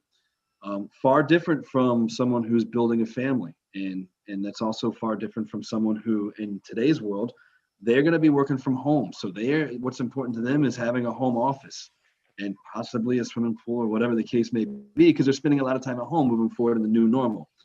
And so you'll find that this script does a very good job with that. The next one I want to share is buyer starter questions. And we're going to get into internet lead conversion here shortly. But buyer starter questions, this is great for the holidays. This is great for the sphere. This is great for referral base and so forth. And I've got my marks on here already, because I found the top 3 questions for me. I circled them. What can I do that would be most helpful to you? What is your ultimate goal, and how can I help you achieve that? Or, what are your expectations? Then here's another one. It's what would make your property search less stressful and more enjoyable? And then the one at the bottom, what are your expectations of an agent that you hire? That's a pretty important question there, because if you can get the expectations up front, you can avoid pitfalls as you move forward. But it also goes into, go ahead, Joe. I was going to say, we always don't know how many, if they've been working with another agent at some point and stopped that relationship because it frustrated them. So that question is a really, really good question of what's their expectation, because you don't want to fall in the same trap, right? He didn't call us every day and talk to us on the phone, or, there was 3 days went by and we didn't hear from him. Like, Yeah. so is that important to them that you're touching base with them every day? Well, then you know how this transaction is going to go. You need to, text them in the morning. Hey, how's it going? Do you see anything you liked last night? Why, once you got the kids to bed, or whatever the case may be. So That's right. that last question is a bomb. And if you look up the third from the bottom, are you under contract with an agent? Basically, are you working with another agent? Right. Because we don't want to go into a procuring cause, first and foremost. Secondly, out of respect to other professionals in the industry, having them work with multiple agents and that agent's busting their butt, whoever they're working with, and then now they're working with you. Well, let's go ahead and pick one and move forward. It's not fair to them for me to work with you, and it's not fair to me for me to get you a house and then I have to fight for my commission because you already signed something with them, a buyer brokerage agreement, something to that effect. There's one in here also that I really, in today's market, it's who is helping you find the hidden properties, the quiet ones that are not on the market. Now, you don't have to use those exact words, but what would be an example of hidden properties in today's market? New construction. And so what we found in today's market is there is a lack of inventory. And so the builders are going crazy right now, and having an idea of where they are, because remember, that lifestyle approach that we looked at earlier, what we're looking for in their goals, if they're wanting to move to, let's say it's North Tampa, Wesley Chapel, or it's South Hillsborough, there's a boatload of building going on down there, and it's different builders that are down there that offer different products. They offer different communities, they offer different lifestyles.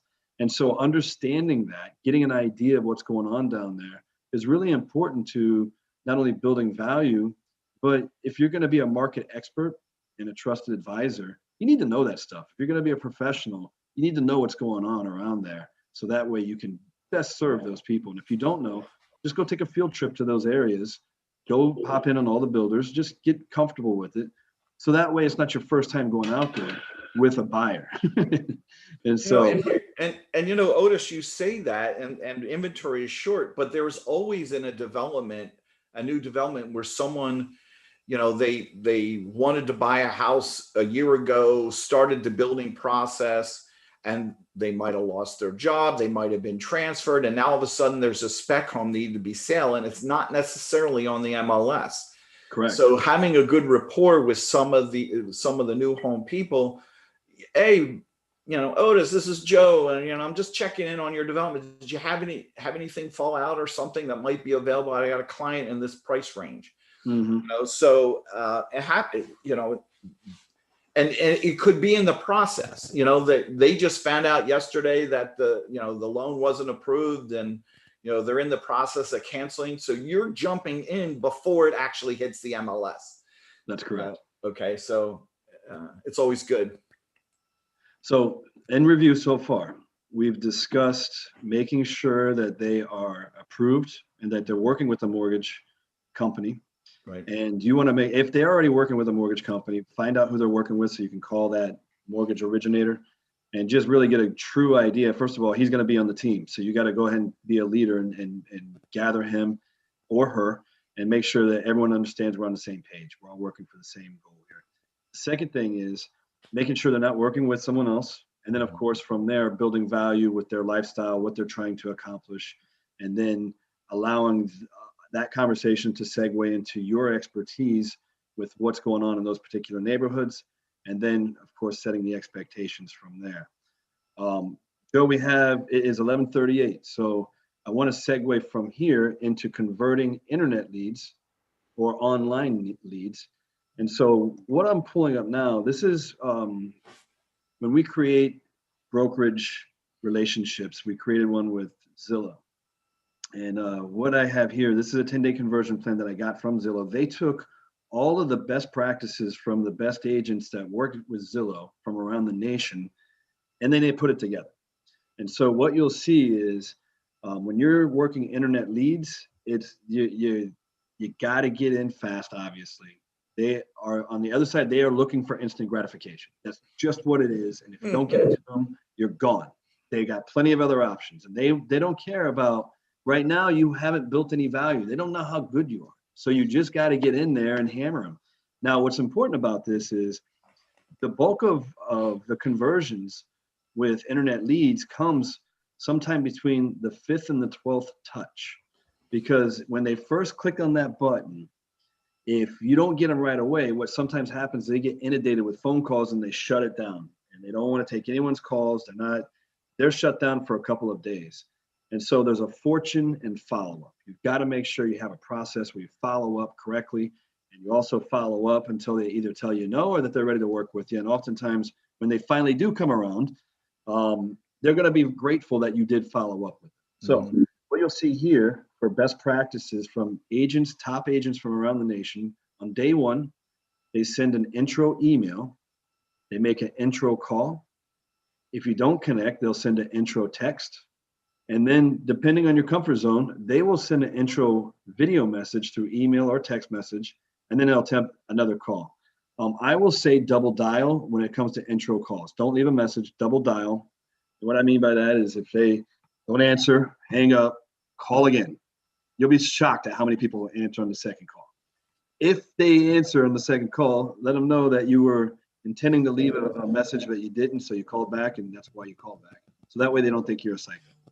The second thing is follow up with a text. If they didn't call or didn't answer on the first two, follow up with a text, letting them know about the email that you sent. So what is an example of an email with these? So I have to stop sharing this for a moment. I'm going to go back to 2 examples on emails, and then we're going to come right back to the script. So what you'll find here is the first example. I've used this. So when in my travels, I took a class with Google about 8 years ago, and they told me that to really get someone to answer or look at your email, the subject line's got to pop. So you'll find on my subject lines, I always have 3 asterisks before, 3 asterisks after.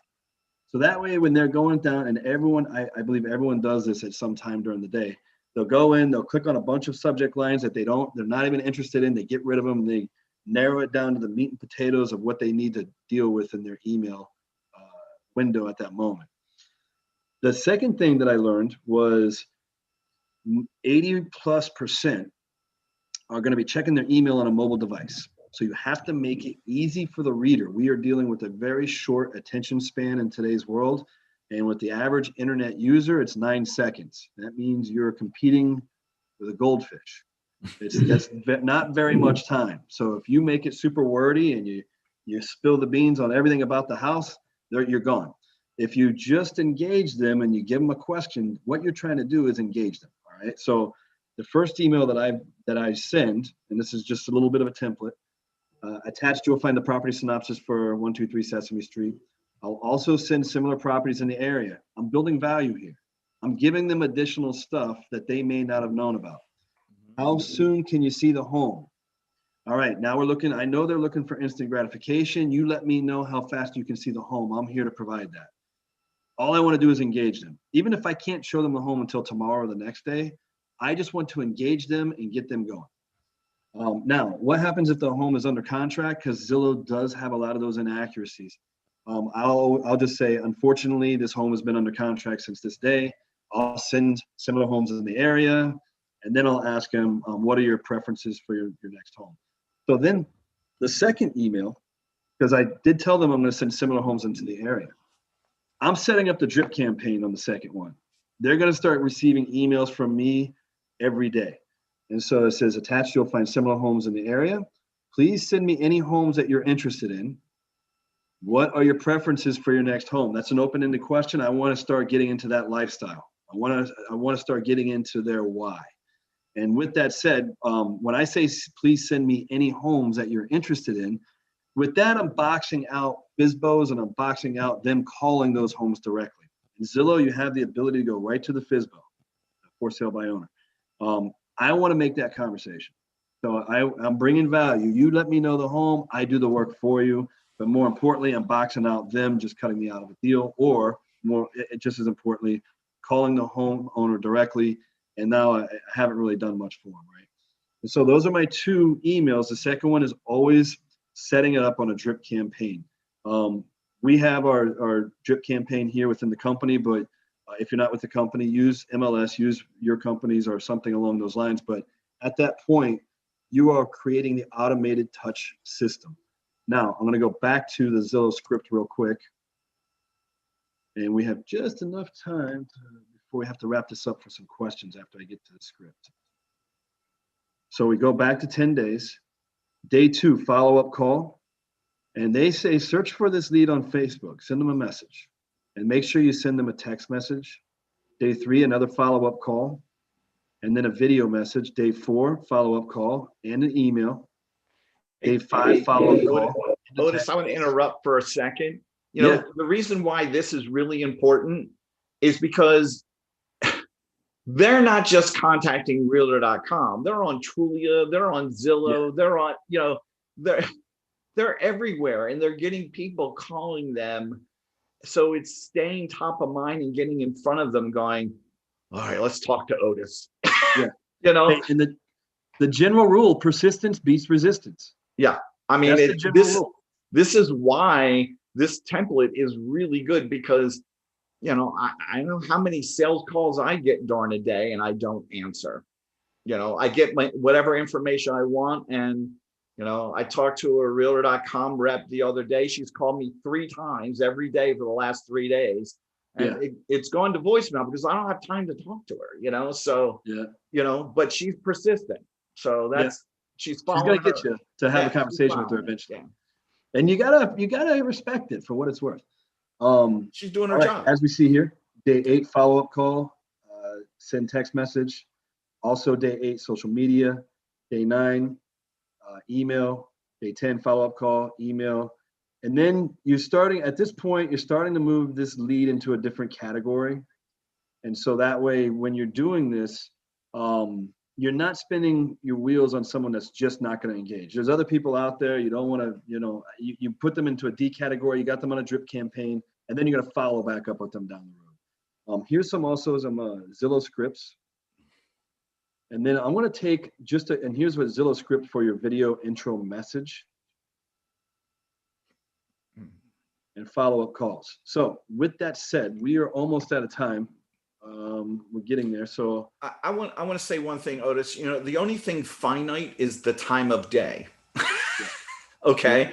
So you have to set yourself up to succeed by, you know, following what, you know, what you just went through. And you know what, you get down to 10 and they're not responding.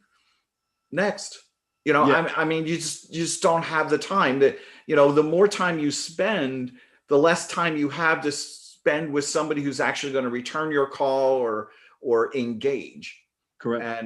And that's really what you're looking for, is engagement and skin in the game. You can't be the only one with skin in the game. They've got to give it back a little bit. And that's right.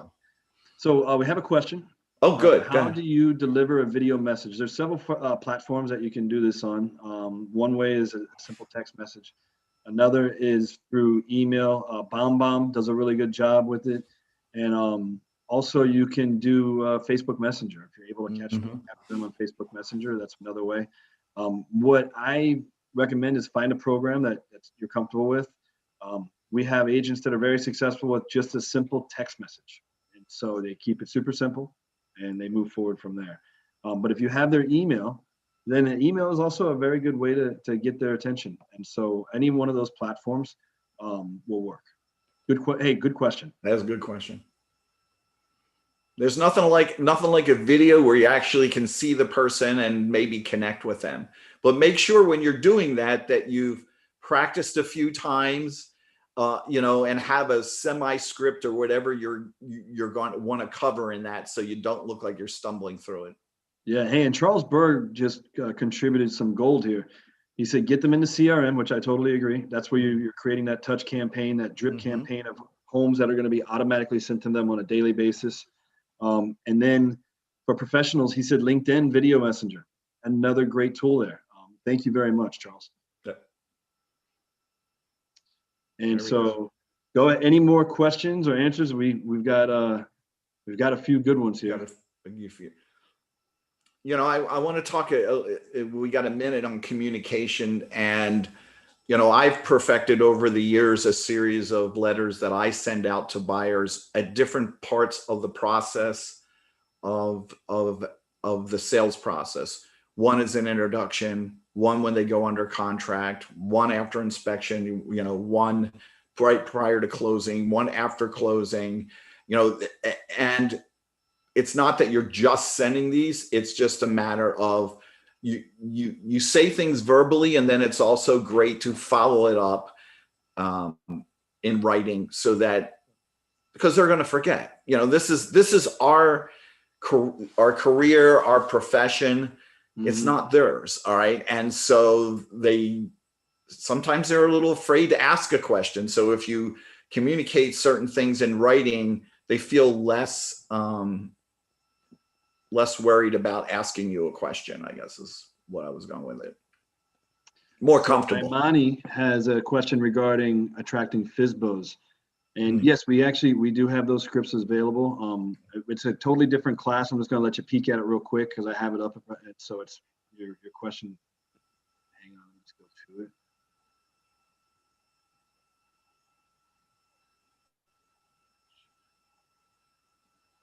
I think this is it. All right, almost there. So with Beggins, we have scripts for almost every occasion. And so let's see here. Listing pre-qualification, Facebook private message, vacant land prospecting, property wizard farming, door knocking scripts, for sale by owner scripts. They're right here. And so Imani, see here. I don't know if I can copy and paste this and put it in the chat. And this is going to be over here shortly anyhow. But send me an email and I'll get it over to you. And send me your email in the chat. Just send it to me directly. All right. You're wondering about a shorter version. Okay. All right. We'll take that offline. What else do we got? All right. I mean, are there any more questions? There you go. The, buyers and sellers you're both trying to accomplish something with each, right? You're trying to get a buyer to the closing table, and you're trying to get a seller to the closing table. And essentially it's the same thing, but they go about it in different ways. And both need to feel comfortable in what you're doing for them. So again, the communication back and forth with them, and they're going to have objections along the way, and you're just going to have to take that and figure out what the objection is. I had a buyer the other day. He's like, "Well, we have inspection coming up, but are there any other houses to look at? How about one on the water?" And I'm like, we're under contract, So, and his price point is pretty low. He goes, "What about on the water?" I said, "Yeah, you got $500,000. So, I can get you water, condo on the water. Sure." And piggybacking on that, Joe, it's important to understand the contracts that you're going to use. Is it going to be an as-is contract, or is it going to be a standard contract, and explaining the differences? So that will bring more value. That will bring more perception of market expert, trusted advisor. Pretty just you need to understand the contract, because very much so, because there are different nuances on each of them. That's correct. They're not the same. They're not interchangeable. So does anyone else have a question for the good of the order? Because we're about to go on a lunch break. Yes.